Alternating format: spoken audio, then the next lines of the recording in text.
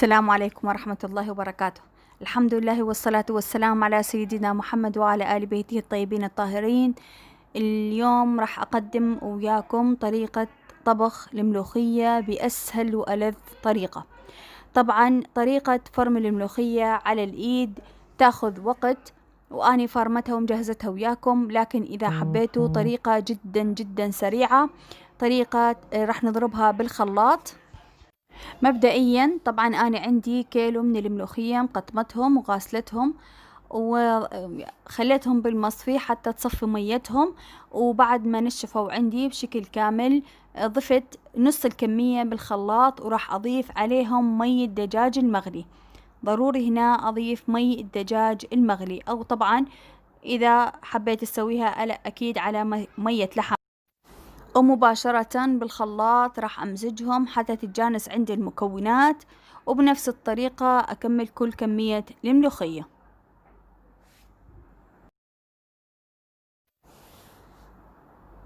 وبهذا الشكل صارت عندي الملوخية مفرومة بشكل ناعم وجاهزة للطبخ. تنجرى على النار راح أضيف مية الدجاج الدسم، يعني إذا أنا مستخدمة مثلا صدر دجاج، مية صدر الدجاج ما يكون دسم فأضيف له مكعب من الزبدة. أنا هنا سالقة بيه دجاجة كاملة فدسم عندي. المية الدجاج تركتها على النار تغلي، وأضيف عليها 2 مكعب مرق، وأذوق طعم الملوحة. إذا محتاجة أضيف لها ملح، إذا ما محتاجة أكتفي بهذا الطعم وأتركهم حتى يغلون. أنا اكتفيت بهذا النكهة، نكهة الملوحة كلش مضبوطة 100%، فما احتاجيت إني أضيف الملح. مقلة على النار، هنا عندي راس كامل من الثوم مقطعته بشكل ناعم، أضيف له كمية من الزيت وأحمر الثوم. بعد ما غليت عندي مية الدجاج ويا 2 مكعب ماجي، وتأكدت انه الماجي ذاب تماما ويا مية الدجاج، وصارت عندي بهذا الشكل المي دسمة. هنا راح اضيف الملوخية اللي ضاربتهم بالخلاط. شوفوا شلون مفرومة بشكل ناعم.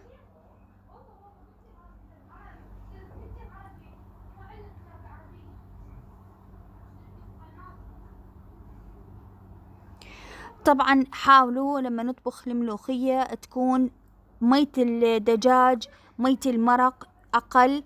إذا احتاجينا مي يعني نضيف لها بكل سهولة، لكن إذا طلعت خفيفة راح نتورط، وإلا نضيف لها مثلا ملوخية ناشفة إذا متوفرة عندنا.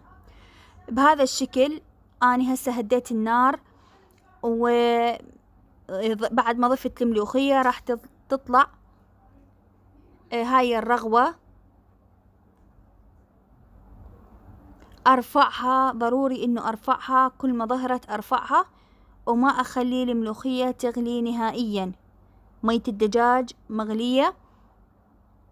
بعدين ضفت الملوخية، أهدي النار، وكل ما يظهر هذا الريم أرفعه. هنا عندي تقلاية الثوم صارت جاهزة بهذا الشكل، جهزت عندي الملوخية. هنا راح أضيف طشة الثوم، ويا سلام على طشة الثوم على الملوخية. وبعد ما أمزجهم راح أضيف أيضا على المقلاة كمية من الملوخية، وأمزجهم وأرجعهم مرة ثانية بهذا الشكل. وصارت ملوخيتنا جاهزة. أطيب ملوخية إذا تسويها بهاي الطريقة راح تضمنين يعني مضبوطة 100%، ما راح تعانين من أي مشاكل الملوخية. هنا كانت الجذر عندي كلش حار ما قدرت أسيطر عليه. شوفوا شلون أنا ما قطعت الفيديو ولا راح أمسح شي. شوفوا شلون لون وشكل وطعم وقوام ما شاء الله. جربوها بهاي الطريقة راح تعجبكم. هنا ابني دا ياخذ ويخلي على الميز، ميز الطعام. شوفوا شلون ما شاء الله نكهتها طعمها. الملوخية ما تغلي مثل ما قلت لكم، قدمتها ويا الدجاج المشوي. أتمنى التفاعل باللايك، الاشتراك والقناة. طبعا تقدم ويا الصمون العراقي، ومثل ما قلت لكم الدجاج.